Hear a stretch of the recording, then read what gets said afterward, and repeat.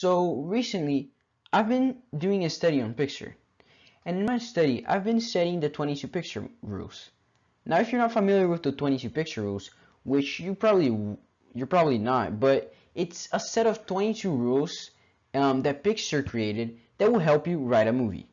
And what I've been doing in my picture study is reading those 22 picture rules, which I'm gonna show it to you guys in a moment, and trying to apply them to the Pixar movies to see if each Pixar movie can apply to the rules and just to see how it makes your movie better.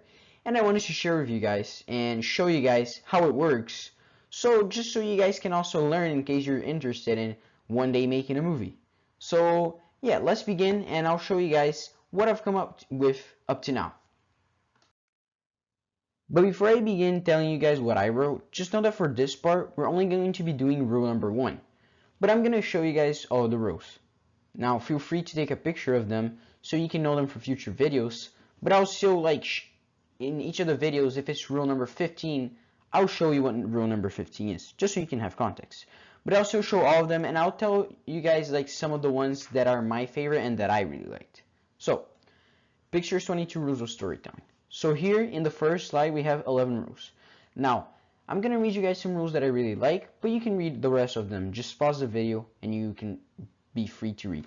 So number 3, I really like number 3. Trying for theme is important, however, you won't see what the story is about until you're at the end of that story. Got it? Now rewrite. Now, of course, I won't go into detail right now because we're only going to be going into detail for number 1. Number 4, once upon a time there was blank. Every day, blank. One day, blank. Because of that, blank. Because of that, blank. Until finally, blank. Number 6 is a very good one as well. What is your character good at or comfortable with? Throw the polar opposite at him or at them. Challenge him. How does he deal with it? Number 7, come up with your ending before you figure out your middle. Seriously, endings are hard. Get your working up front. Alright? And then moving on to the next slide. So take a picture if you want to. And now that we're in the next rules number 12 through 22. Number 16, what are the stakes? Give us a reason to root for the character. What happens if he doesn't succeed? Stack the odds against him. And finally, number 19, coincidences that get characters into trouble are great. Coincidences that get them out of trouble is cheating. So, I just shared with you some of mine that are favorite, some of my personal favorite rules. But you guys can choose whatever you like and you can post them in the comments. But now let's move on to number 1, which is the topic of this video. So, for the topic of this video, we're going to analyze rule number 1. Now, just remember you guys, if you like this video, please leave it a like and subscribe to the channel and share with your friends. And, well, I hope I can keep bringing more because they're really good and really fun and just really nice to have them. So just ignore also this this photo by unknown author. I forgot to take that out, but doesn't matter. Anyways, so rule number 1.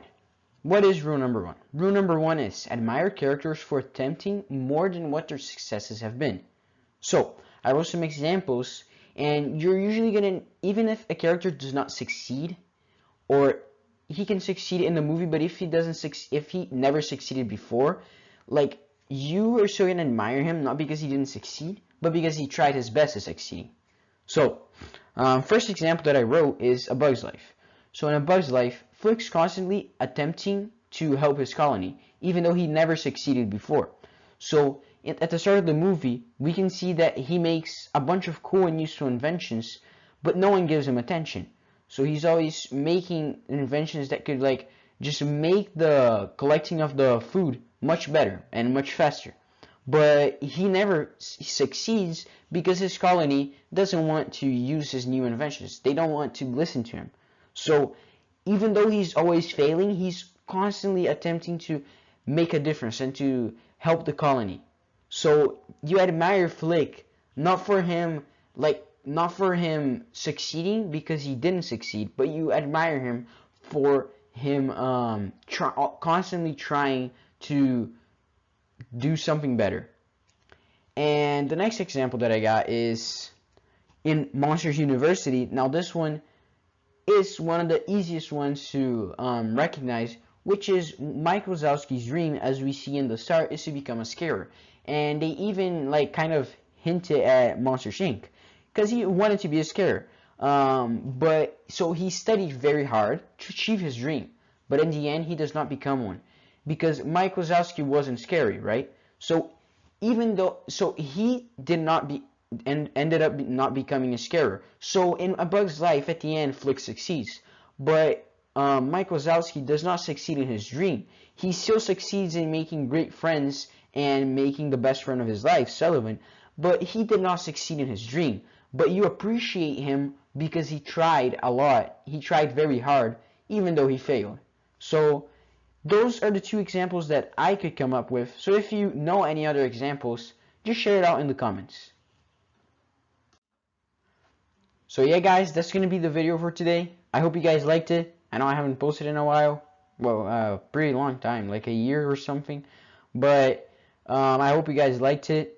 And if you guys liked it, leave it a like, share it with your friends, subscribe, and I hope I can bring more videos like this. I hope you guys liked it, and just tell me in the comments, or tell me which rules also you guys want next, because I've got some of the rules that I already made, but I don't have all of them. So if you guys would do me a favor, just type in the comments which rules you guys would like to see next. So that's it for today, guys. I hope you liked it, and I'll see you in the next video.